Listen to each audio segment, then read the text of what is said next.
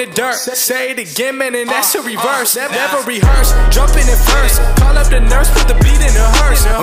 This is absurd, change to berserk. Don't get on the tracks, man, and they better swerve. Don't got a nerve. Beginner scaling, okay? Level 1 scaling.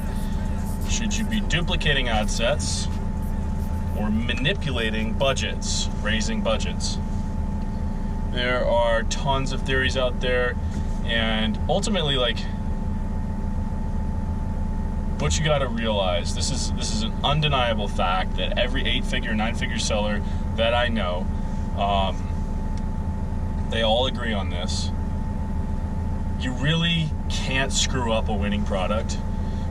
You could definitely use methods that are more aggressive, that take more advantage of the opportunity that you've been given with a winning product. But pretty much every scaling method out there is going to work if you find a winning product. The key to this industry is product research, finding winners, jumping on them before anybody else does. That is the biggest impact on your success. Now, let's discuss some of the scaling methods that are being taught. The two most common are when you find an ad set that's profitable. You find a product that's profitable, and you've got some winning ad sets. They're pulling a 2 or a 3 ROAS, return on ad spend. Typically, what these beginner gurus are teaching is the duplication method. They say take the winning ad set and duplicate it, and this speaks to their lack of understanding of how Facebook works, of how ad sets work. I like to call this like the roulette method. You are gambling when you are doing mass duplication. It is all gambling. So you're hoping that you end up with more ad sets that perform the same. However, what they don't understand is that each ad set has its own DNA, and when you duplicate it, you don't get the same DNA. The duplication just duplicates the settings of the ad set. There's no such thing as cloning. You can't clone an ad set. You're not going to get the same results by duplicating an ad set. What you're doing is creating new ones, okay? And so once a lot of these guys, they'll say duplicate the ad set, 10 times or whatever, and duplicate it to a higher budget, but you leave the original one alone. It's totally backwards. The original one, that's the one you want.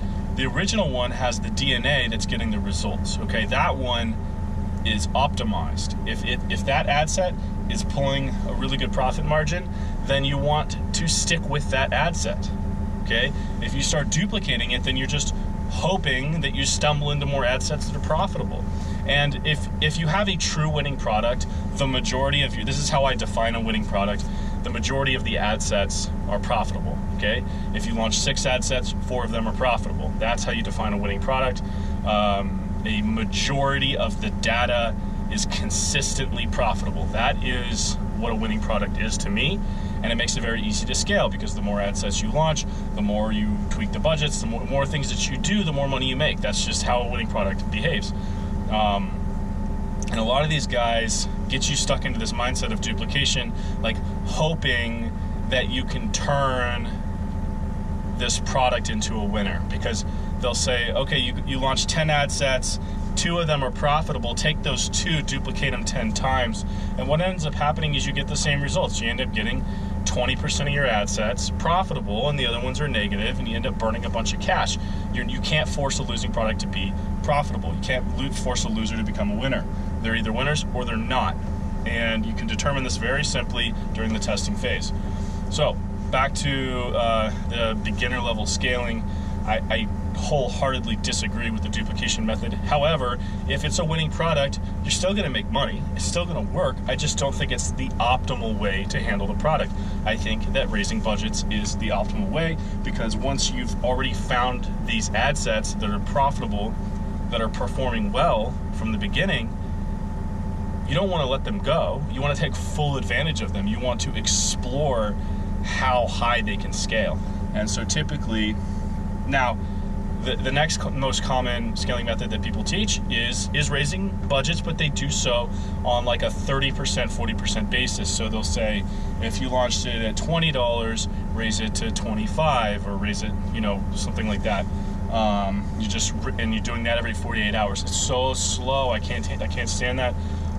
It is definitely safe because you're causing very little change to the ad set, so it's not going to cause the performance to fluctuate a whole lot. But it's extremely slow, and because you're scaling slow, you're allowing competition to step in and steal your data, which is your money, stealing your money. So I prefer very aggressive scaling methods, so we double or triple the budgets every 2 to 3 days on a winning product. And we do so until it reaches an equilibrium that we're happy with, where we're receiving the best net profit, not the best margins, because you can pull a 50% margin on a $100 day, or you can pull a 20% margin on a $10,000 day, guys. It's not about margins, it's about overall net profit. It's the take home, it's the money that goes into your bank account. That's what matters. I don't care if I'm pulling 10% on 10 million when you're doing 30% on, like, you know what I mean, on 200K. Like, I'd rather do the 10%. So it's just math, guys. And I prefer an aggressive method because you might pull, and when you're more aggressive, you're going to pull a smaller margin. But when you're thinking long term and you're thinking about solidifying your place in the niche and owning that data and competing with people in this business, it's so much better to be aggressive and to not let the competition get in on your product. So that is beginner level scaling, and I believe budget manipulation is superior to the duplication technique, and that is why. So that's it, guys.